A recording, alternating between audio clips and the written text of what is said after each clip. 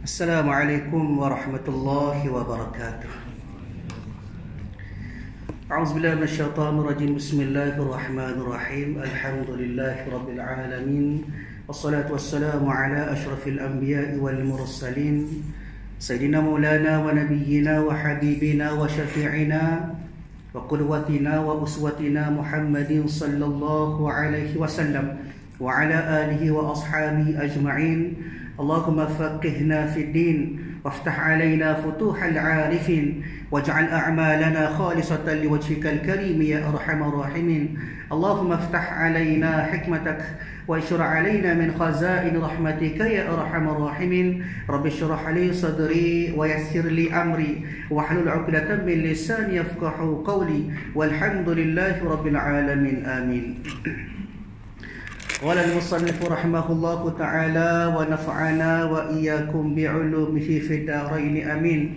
Alhamdulillah, pertama dan selamanya marilah sama-sama kita rafa'kan, kita panjatkan setinggi-tinggi kesyukuran kehadrat Allah Subhanahu wa ta'ala, kerana pada malam ini Allah Ta'ala masih lagi memberikan kesempatan kepada kita dengan dikurniakan oleh Allah Subhanahu wa ta'ala daripada segala nikmat yang diberikan kepada sekalian manusia, dengan nikmat-nikmat yang terpuji antaranya nikmat sihat. Alhamdulillah, boleh mari beramal ibadat kepada Allah Subhanahu wa ta'ala, semaya berjemaah bersama-sama, beriktikaf di dalam masjid ataupun surau, masjid iktikaf. Ada juga boleh hadir ke rumah Allah Ta'ala dalam keadaan kita duduk dalam majlis ilmu.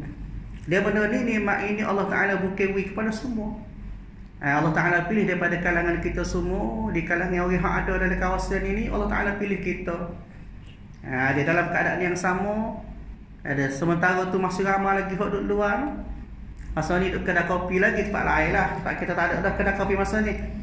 Dia masa ni duduk kereta lagi. Tak apa, tempat kita tak ada. Alhamdulillah, siapa saja waktu maghrib pakat cari ilmu belaka. Dan Alhamdulillah kita boleh hadir pada malam ini atas nikmat pemberian Allah Ta'ala. Mudah-mudahan kehadiran kita pada malam ini dicatatkan oleh Allah Subhanahu wa ta'ala sebagai salah satu daripada ganjaran ataupun catatan amalan pahala yang kita nak bawa untuk kita menghadap Allah Subhanahu wa ta'ala pada hari akhirat nanti, insya-Allah. Tuan-tuan, puan-puan yang dirahmati oleh Allah Subhanahu wa ta'ala, insya-Allah pada malam ini kita sambung lagi kuliah kita daripada kitab Faridatul Fara'id. Ada muka surat yang ke-13. Ada muka surat ke-13, 17 pun. Muka surat yang ke-17, maka yang pertama tu. Baik. Jadi kita berada pada awal ataupun selepas selesainya kita baca berkenaan dengan mukaddimah yang dikatakan sebagai apakah yang disebut sebagai sifat 20. Sifat yang menjadi kewajipan kepada kita untuk kita lebih mengenal Allah Ta'ala. Ada setengah orang kata kita baca Quran kita kenal Allah Ta'ala. Dah jawapan dia. Sebab apa nak kenal Allah Ta'ala? Bukan sekadar kita mengaji Quran tu gak dia. Ngaji tu bagus, tapi nak kenal Allah Ta'ala kena cari ilmu hak boleh kenal Allah Ta'ala. Ada ulama telah sebut dah kepada kita nak kenal Allah Ta'ala maka kena mengaji ilmu tauhid. Kita belajar dari ilmu fiqh tak jumpa, belajar dari ilmu tasawuf tak jumpa nak kenal Allah Ta'ala. Tapi nak kenal Allah Ta'ala sebenar-benar cara, iaitulah bila mana kita belajar ilmu akidah ataupun ilmu tauhid. Sebab apa? Sebab Allah Ta'ala merupakan asas akidah kepada kita, bagaimana tertakluk ataupun terletak dalam kalimah syahadatain, dua kalimah syahadah, la ilaha illallah Muhammadur Rasulullah. Maka atas dasar kalimah itulah maka ulama sebut antara ilmu wajib kita mengaji iaitulah ilmu akidah. Sebab apa? Kerana ilmu akidah ataupun ilmu usuluddin ataupun ilmu tauhid ataupun ilmu bayan ini merupakan ilmu-ilmu yang perlu kita mengaji untuk kita kenal Allah Ta'ala. Dan dalam bahagian ilmu tauhid, maka ulama kita yang diasaskan tauhid kita iaitulah Syekh Abu Hasan Al-Asy'ari dan juga Abu Mansur Al-Maturidi rahimahullahu ta'ala telah menggariskan panduan kepada kita buat siap-siap karya siap-siap bagaimana cara nak kenal Allah Ta'ala, iaitu dengan cara kita belajar akidah 20. Sebab itulah nak mengaji, nak kenal Allah Ta'ala, kena mengaji ilmu ataupun pada bab sifat 20 baru kita boleh kenal Allah Ta'ala. Tu pun kadang-kadang mengaji pun tak kenal juga, ada juga. Noyaknya sebab apa? Sebab kadang-kadang ilmu kenal Allah Ta'ala ni ilmu mahal. Ada ilmu mahal, ilmu payah nak boleh kemari. Kenal satu hada. Yang keduanya nak suruh kita betul-betul kenal Allah Ta'ala. Kenal sekadar tahu tak jadi.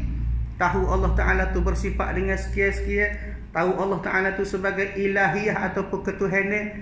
Tapi dalam hati kita tak ada perasaan kita ni sebagai seorang hamba hak nak kepada kepatuhan kita kepada Allah Ta'ala.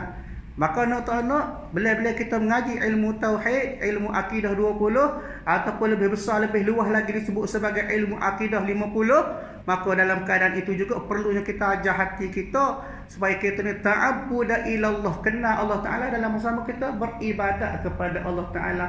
Bila-bila kenal, bila-bila beribadat, bila-bila kita tambah asas-asas ketakwaan kita kepada Allah Ta'ala. Dalam kitab ini pengarang sebut maka yang pertama daripada 13 sifat. Bagaimana kita sebut pada kuliah lepas, ada dua pendapat. Setengah ulama sebut wajib kita mengaji pada bab Allah Ta'ala itu. Ada setengah sebut 13 sifat. Setengah ulama pula sebut tak apa, kena mengaji lagi dia faham 20 sifat.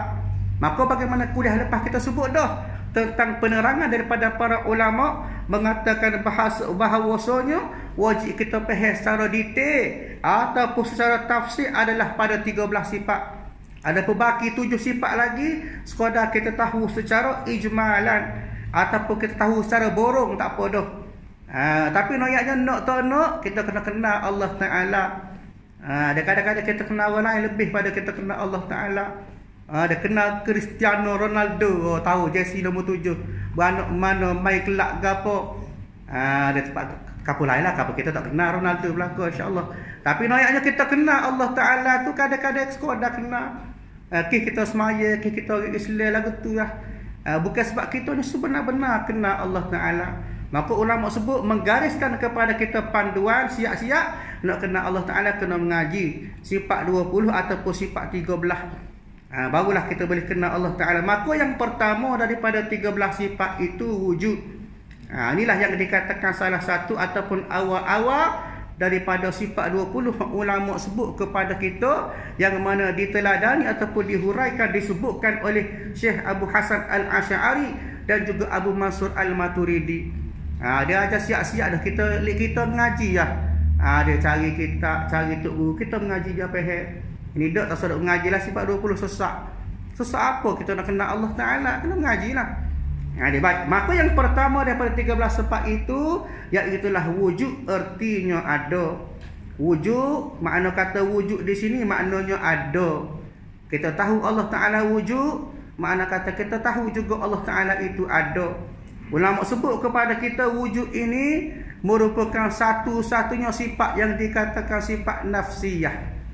Kalau kita belajar ilmu usuluddin, ilmu tauhid, dalam 20 sifat ni, maka yang pertama disebut sebagai sifat wujud, iaitulah sifat daripada satu-satunya sifat yang dinamakan sebagai sifat nafsiyah. Apa maksud nafsiyah? Maknanya atas diri Allah, atas zat Allah Ta'ala itulah yang dikatakan sifat nafsiyah. Bila ada sifat wujud Allah Ta'ala, baru ada sifat lain. Sifat kidam, sifat bakok, sifat sedia kala, sifat Allah Ta'ala kekal, sifat tidak sama Allah Ta'ala dengan makhluk. Maknanya sifat-sifat hak lain daripada sifat wujud ini menupai atas sifat wujud Allah Ta'ala. Kenapa? Kerana wujud itulah yang menyebabkan ada sifat lain. Supaya kita lah. Maknanya kalau kita orang kenal kita, dengan kita ni ada nama kita. Ada contoh nama ke apa? Nama Ustaz Faiz contoh. Maka orang tahu kita ni Ustaz Faiz, maka tengok pada nama kita orang tahu selalu. Ustaz Faiz ni sekian, tubuh hair sekian. Dia kulit gelap, rendah. Sebagai contoh lah. Maknanya atas nama dia diletakkan sifat-sifat hak ada pada dia. Maka begitu juga sifat Allah Ta'ala dengan sifat wujud Allah Ta'ala. Yang wujud Allah Ta'ala ini wujud yang sempurna, maka ada lalu sifat-sifat hak menyertai atas sifat wujud Allah Ta'ala. Maknanya kalau tak ada sifat wujud, tak ada sifat lain. Tapi dengan ada sifat wujud, tak semestinya ada sifat lain. Sebab apa? Sifat lain itu menumpai atas sifat wujud pada Allah Ta'ala.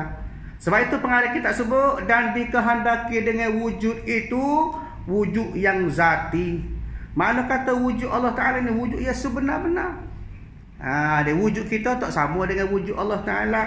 Wujud sebenar-benar dan dengan makna bahawasanya ada Allah Ta'ala itu tiada dengan memberi bekah yang lainnya. Dia ada Allah Ta'ala tu kerana ada Allah Ta'ala lah. Tidak kerana orang lain buat. Dia tidak kerana ada Allah Ta'ala tu tiba-tiba orang pun mati Allah Ta'ala jadi tak ada. Tak ada. Maknanya sifat wujud Allah Ta'ala itu wujud yang sebenar-benar. Tidak berkait dengan siapa-siapa, tidak berkait dengan sesuatu. Itu maksud dia. Baik. Lagi yang tiada menerima Adam. Maknanya lagi yang tiada menerima Adam ni tidak menerima akan sifat Adam. Apa dia Adam? Adam ni bahasa Arab maksud dia tiada. Ada Allah Ta'ala itu tidak menerima akan tiada. Kalau kita ada, kita ni boleh jadi tak ada. Boleh jadi ada. Maknanya boleh menerima akan sifat Adam. Dia sifat tak ada tu boleh jadi ada pada kita. Tapi bagi Allah Ta'ala, wujud pada Allah Ta'ala tidak menerima akan sifat tiada. Maknanya wujud dia tu ada sungguh-sungguh. Tak boleh nak ta'wil, tak boleh nak menafi, tak boleh nak kata tak ada. Kenapa? Kerana wujud yang zati. Wujud yang sebenar-benar. Dan tiada pada sedia kala. Maknanya tiada wujud Allah Ta'ala itu tidak ada. Yang sedia kala makna kata bukan kata wujud Allah Ta'ala ini ada pada sedia kala dulu je. Maksudnya Allah Ta'ala wujud dia ni bukan hanya wujud pada zaman dulu ya. Asal-asal ada kemudian tak ada. Maknanya tiada pada sedia kala, tidak ada pada wujud Allah Ta'ala tu dulu. Dan tiada pada sentiasa sahaja. Dan tiada maknanya tiada keadaan Allah Ta'ala itu pada sentiasa. Walaupun sifat Allah Ta'ala itu berkekalan, istimraru ala zatillah Ta'ala. Kita tahu dah Allah Ta'ala ni akan ada, sentiasa ada. Tapi tak boleh juga kita nak nisbah Allah Ta'ala ni sentiasa. Kenapa? Kerana tidak ada kesudahan. Kalau kita mengajar sains, dia kata apa? Infinity. Tak ada sud. Tak ada sud. Walaupun kita kata sentiasa ada. Dia maknanya tidak menerima akan sifat sentiasa pada Allah Ta'ala. Dan wujud itu sifat yang subutiyah, tetap. Bila sebut tetap, maknanya istimrar, kekal, berada pada Allah Ta'ala sifat wujud tu. Adapun kita wujud pada makhluk, dia tidak subutiyah, wujud semata. Sebelum tu tak ada. Tiba-tiba Allah Ta'ala pun campur roh dalam rahim, beranak, maka ada kita. Maknanya wujud makhluk ada selepas tiada. Lepas tu mati pula kita. Daripada wujud jadi tak ada. Maknanya tiada selepas ada pula. Itu beza wujud kita dengan wujud Allah Ta'ala. Wujud Allah Ta'ala sifat dia subutiyah, bertetapai sentiasa. Ada yang menunjuk oleh bersifat dengan dia atas diri zat, tiada ia makna yang lebih atas zat. Dia makna katanya sifat Allah Ta'ala tu terletak atas zat Allah Ta'ala semata-mata. Nak lebih pun tak boleh, nak kurang tak boleh. Itu maksud dia. Tiada makna yang lebih atas zat. Sebab apa? Sebab segala tu mustahil pada Allah Ta'ala. Ada pun kita tupai atas zat kita. Supaya kita kata nyawa kita tupai atas badan kita, jasad kita, kekal kita kerana ada nyawa. Wujud kita selagi mana kita diberi nyawa ruh Allah Ta'ala pada kita, maka ada tempat untuk disandarkan wujud kita atas jasad, atas ruh tadi. Adapun Allah Ta'ala tidak ada, tak boleh nak buat lagu tu. Sebab apa? Sebab bukanlah ia makna yang lebih atas zat. Walaupun Allah Ta'ala tu ada zat, tapi kita nak kenal zat Allah Ta'ala ni tak boleh lah. Tapi hakikatnya Allah Ta'ala ada zat. Nak kaji tak boleh, tak sapa pada akal kita. Sebab apa? Sebab golek zat kita tahu. Ada bertokok. Ada zat makhluk lagu ni. Kuruh, gemuk, tinggi, rendah. Itu zat pada makhluk. Allah Ta'ala ada zat. Ada zat dia. Tapi tak sapa pada akal kita nak nilai, nak fikir lagu mana zat pada Allah Ta'ala. Maknanya sebab itulah pengarang sebut sana tidak bersifat atas diri zat. Tak boleh nak letak atas zat Allah Ta'ala. Tiada ia makna yang lebih atas zat. Lebih pun tak boleh. Maknanya Bila kita faham bahawasanya Allah Ta'ala bersifat dengan wujud, maka sekat tu je lah. Tak boleh nak kaji dah kita wujud Allah Ta'ala ni lagu mana. Wujud tentu dah wujud tak sebab kita dah. Wujud dia tu wujud selepas ada tu tiada ke. Ada selepas ada. Ada sebelum ada. Cuma bagi diri kita iktikad pegangan kita bahawasanya kita percaya bahawasanya Allah Ta'ala itu wujud. Dia. Sebab itu pengarang sebut pula sambung pula, dan memadalah akan mukallaf bahawa mengetahui bahawasanya Allah Subhanahu wa Ta'ala itu mawujud. Sekadar alik kita sebagai mukallaf, kita kena faham Allah Ta'ala tu ada. Sekat tu ya. Dia. Sebagai wujud yang tiada tasawur pada akal ternafinya. Mana kata wujud Allah Ta'ala tiada tasawur, tak boleh nak gambar. Wujud kita ada tasawur. Kita boleh gambar wujud kita. Kenapa? Kerana kita ada. Kita masih lagi ada nyawa, masih lagi duduk jalan lagi mari dan sebagainya. Maka itu dipanggil sebagai wujud yang tasawur. Boleh fikir, boleh gambar dalam akal. Adapun wujud Allah Ta'ala, tak boleh nak tasawur, tak boleh nak fikir dalam akal kita lagu mana ternafi dia tu. Dia ada dia kau tak ada dia, tak boleh nak fikir, tak sapa pada akal kita. Cuma iktikad kita kena percaya lagu tu lah bahawa Allah Ta'ala itu wujud. Dia. Dan wajib atas mukallaf mengetahuikan bahawa wujudnya, mana wujud Allah Ta'ala itu zatnya Allah Ta'ala atau lain daripada zat. Dia makna dalam kita, pada kita sebagai mukallaf. Mukallaf sebagaimana hak abang sebut dah sebelum ni lah. Dia bukan mu'allah. Mu'allah baru masuk Islam itu Cina tu. Itu mu'allah. Mukallaf ni kita diberi tanggungjawab, taklifat untuk kita menerima tanggungjawab agama. Wajib pada kita semaya dan sebagainya. Bila mana kita sebagai mukallaf cukup syarat, maka digelar sebagai mukallaf. Dan wajib atas mukallaf mengetahui bahawa wujudnya, wujud Allah Ta'ala itu zatnya. Sama ada pada zat, maknanya atas zat Allah Ta'ala itu sendiri atau lain daripada zatnya. Dia tak kira lah kita nak mengetahui, makna kita nak iktikad bahawasanya Allah Ta'ala wujud pada zat ke ataupun lain pada zat ke, tak ada masalah. Yang penting kita kena faham Allah Ta'ala itu wujud. Sekat tu ya. Tak kira lah kita nak fikir wujud pada zat ke ataupun wujud pada tidak pada zat ke. Sebab apa? Sebab kita nak nilai wujud Allah Ta'ala, tak boleh nak letak atas zat ataupun tidak atas pada zat. Cuma secara kita kata kefahaman kitanya bahawa kita faham bahawa sebenarnya Allah Ta'ala itu wujud. Kenapa? Kerana demikian itu setengah daripada rawamidil kalam.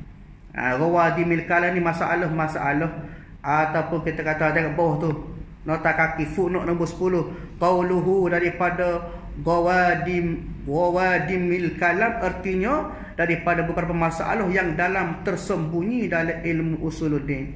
Sebab tu kita kata ilmu usuluddin ni ajaib. Kenapa dia melibatkan akal fikir kita? Kalau tak siapa kita teruk juga, tak boleh pergi dah. Sekat tu yang akal kita. Sebab itu disebut hak ni dikatakan sebagai rawadimil kalam. Tak siapa fikir. Tu dia fikir pula jadi ising gitu. Dia jadi ising tak siapa. Dia fikir lagu mana Allah Ta'ala. Dia fikir wujud Allah Ta'ala sebab kita tak boleh nak fikir. Sebab apa? Pasal benda bukan untuk barang fikir. Kena faham gitu. Cuma oleh kita kena faham Allah Ta'ala wujud. Di dalilnya ada makhluk Allah Ta'ala buat. Bila mana ada kita mesti ada je buat. Siapa dia je buat kita? Allah Ta'ala lah. Maknanya kena faham lagu tu.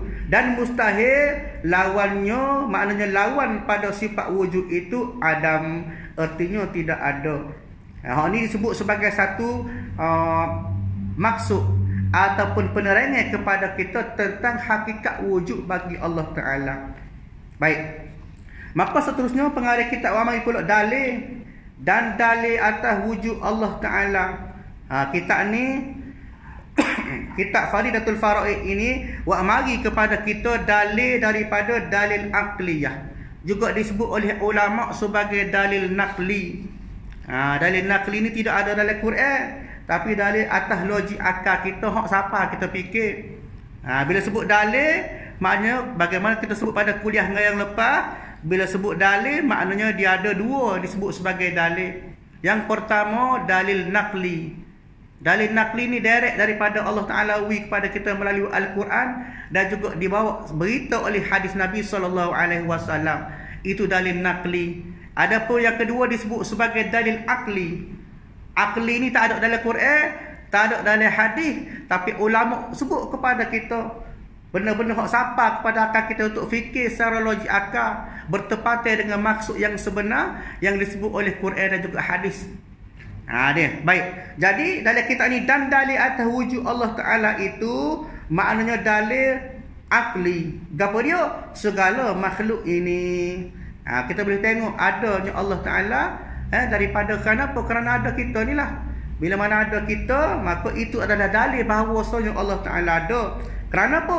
Kerana ia mungkin. Artinya patut ada dan patut tiada. Dan tiap-tiap mungkin itu tidak dapat tiada bahawa ada baginya yang mengadakan dia. Makhluk sifat kita antaranya iaitulah mungkin. Mungkin ni maknanya kita sebagai makhluk boleh jadi kita ni ada, boleh jadi kita ni tak ada. Adapun Allah Ta'ala tak bersifat dengan mungkin. Kerana apa? Kerana Allah Ta'ala bersifat dengan wujud zati tadi. Kita makhluk mungkin boleh jadi ada. Sebab apa? Sebab boleh jadi Allah Ta'ala buat kita. Boleh jadi tak ada, maknanya Allah Ta'ala tak buat, ataupun tak ada kita lepas pada kita ada. Dia tiba-tiba mati, aksiden dan sebagainya, maka daripada ada kepada tiada juga membawa kepada maksud mungkin tadi. Dia bila sebut mungkin maknanya patut ada dan patut tiada. Boleh jadi ada dan boleh jadi tiada. Dan tiap-tiap mungkin itu tak dapat tiada, la budda, wajib padanya bahawa ada baginya yang mengadakan dia. Bila mana kita dah ada congok dah ni, kita nampak dia dengan mata kasar kita bahawasanya adanya kita, boleh rasa, boleh pegang, boleh tahu kita ni ada, maka mesti ada orang je buat kita. Itu cara dia. Dia mengadakan dia, makna mengadakan makhluk lah. Atau kerana ia baharu, maknanya ada makhluk bersifat serupa tadi. Antara sifat makhluk iaitulah mungkin, yang kedua sifat makhluk iaitulah hadisun, baru. Bila sebut makhluk maknanya benda baru. Ma siwallah, lain daripada Allah Ta'ala, maka itu yang dinamakan sebagai makhluk. Kenapa? Kerana lain daripada Allah Ta'ala itu benda baru berlaku. Ni maknanya adanya kita kerana kita ni benda baru. Baik. Artinya ada kemudian daripada ketiadaan. Bila sebut baru, tentu dah sebelum pada dia ada, dia tak ada. Itu sifat baru. Dia kalau lama sifat qadim, sedia kalau sifat lama belum pada dia ada, tu dia ada dah. Itu dia namakan sebagai qadim. Kalau baru, kalau hadisun, maknanya sebelum kita ada tu kita tak ada dulu. Dan tiap-tiap yang baharu itu tidak dapat tiada bahawa ada baginya yang membaharukan dia, artinya yang mengadakan dia. Atas benda baru mesti ada juga orang je buat. Kenapa? Kerana sebelum tu dia tak ada, orang tak buat. Bila orang buat maka ada. Sebab kita lah. Sebelum dibuat, sebelum diciptakan kita, sebelum diberi ruh kepada kita, diperanakkan kita, maka kita tak ada. Tiba-tiba jadi ada. Itu dah merupakan sifat hadis, sifat baru. Macam kita makhluk, itulah sifat kita. Maknanya bila mana ada kita, mesti ada orang je buat. Ada orang yang membaharukan kita. Daripada tak ada kepada ada, artinya yang mengadakan dia, maknanya kukuk mana pun mesti ada je buat kita. Tak ada kita kata tiba-tiba cokoh ada dengan sendiri, tak boleh. Itu bukan sifat bagi kita. Dia kenapa kita ni makhluk, sifat kita hadisun baru. Kemudian jika datang soal atau i'tirad, maka hendaklah engkau jawab daripadanya atas jalan yang dituntuti. Maknanya kalaulah tiba-tiba mari fikir kepada kita, mari mikir, mari persoalan-persoalan kepada kita, bangkangan ataupun mari sangka dalam fikir kita. Tahu mana wujud Allah Ta'ala? Dia tahu mana ada Allah Ta'ala? Apa beza ada Allah Ta'ala dengan makhluk? Maka pengarah kita ajar kepada kita, hendaklah engkau jawab daripadanya atas jalan yang dituntuti. Maknanya kena jawab sebagaimana ulama sebut kepada kita lah. Ada Allah Ta'ala, buktinya ada kita. Ada kita ni tak serupa dengan ada Allah Ta'ala. Kenapa? Kerana ada kita ni bersifat dengan mungkin. Boleh jadi kita ada, boleh jadi kita tak ada. Dia kemudian ada kita juga dengan sifat baharu, sifat hadisun. Tapi bagi Allah Ta'ala tidak bersifat demikian. Kerana apa? Kerana Allah Ta'ala itu merupakan Allah Ta'ala yang bersifat dengan wujud yang zati, wujud yang sebenar-benar. Ini yang dikatakan sebagai dalil akal. Mana kita fikir lagu tu kita faham. Dia maknanya menepati ataupun kena dengan akal kita. Kalau fikir logik akal pun serupa dengan ulama sebutlah. Ayolah dah ada kita mesti ada orang buat kita. Mana ada tiba-tiba kita cokok, ada tiba-tiba besar. Tiba-tiba kita mati. Mana segala benda tu ada yang buat dia tu. Siapa dia? Allah Ta'ala lah. Mana kita juga merupakan salah satu daripada dalil adanya Allah Ta'ala. Ini dalil akal. Begitu juga disebut oleh Quran. Dalam Quran juga Allah Ta'ala sebut dalil naqli. Allah Ta'ala sebut daripada surah As-Sajdah ayat yang keempat. Allah Ta'ala katakan, Allahul ladzi khalaqas samawati wal ard wa ma bainahuma fi sittati ayyam summa istawa 'alal 'arsy ma lakum min dunihi min waliyyin wala syafi' afala tatadhakkarun. Allah Ta'ala kata, firman Allah Ta'ala surah Az-Sajdah, maka Allah Ta'ala kata, Allah lah yang menciptakan langit dan bumi dan apa yang ada di antara keduanya dalam masa 6 hari. Kemudian dia bersemayam di atas arasy. Tidak ada bagi kamu selain daripadanya, selain daripada Allah Ta'ala, seorang penolong pun, dan tidak pula seseorang yang boleh memberi syafaat. Maka apakah kamu tidak perhati? Ini Allah Ta'ala tegur kepada kita melalui dalil naqli, dalil yang disebut dalam Quran. Hak tadi apa cerita tadi? Dalil akal, dalil akli. Kita faham dengan akal kita. Maknanya dia serupa perbandingi Allah Ta'ala ayat Quran juga mengatakan bahawa dengan jelas Allah Ta'ala sebut kepada kita, Allah lah yang buat langit dan bumi dan segala apa yang ada antara keduanya. Bukan setakat langit, bukan setakat bumi, dan juga antara langit dengan bumi. Makhluk-makhluk, segala binatang, segala manusia, semua tu Allah Ta'ala buat berlaku. Dia tahu tidak ada pula orang yang tolong Allah Ta'ala. Allah Ta'ala buat dengan sendiri dia. Dia tidak ada pula memberi syafaat, bantuan penolongan kepada Allah Ta'ala. Lah kali Allah Ta'ala kata, afala tatadhakkarun, mu tak perhati ke? Ada satu persoalan yang diberikan oleh Allah Ta'ala kepada kita. Setara tu Allah Ta'ala sebut pun kita tak percaya lagi Allah Ta'ala tu wujud. Begitulah lebih kurangnya. Maknanya dalil-dalil ataupun bukti-bukti disebut oleh para ulama, dan juga Quran sebut kepada kita betapa sifat Allah Ta'ala ini tentu dah bersifat dengan wujud yang zati. Makna kata wujud yang sebenar-benar. Adapun maksud kita semula, adapun keadaan yang mengadakan itu namanya Allah. Dia makna kata yang mengadakan akal orang-orang, ataupun yang mengadakan benda yang baru, ataupun yang mengadakan benda yang mungkin tadi, siapa dia? Namanya Allah Ta'ala. Dan lainnya makna lain daripada Allah. Apa maksud dia? Adakah banyak Allah? Tak. Lainnya makna lain daripada Allah, daripada Allah yang bermaksud lain daripada nama Allah. Allah Ta'ala kan ada banyak nama dia. Bukan setakat Allah je. Ar-Rahman Ar-Rahim. Begitulah ulama sebut dalam kitab, dalam hadis sebut kepada kita 99. Tapi selain daripada itu ada banyak lagi. Ada banyak lagi. Hak tak disebut dalam Quran, tak disebut dalam hadis, lebih daripada 99 lagi.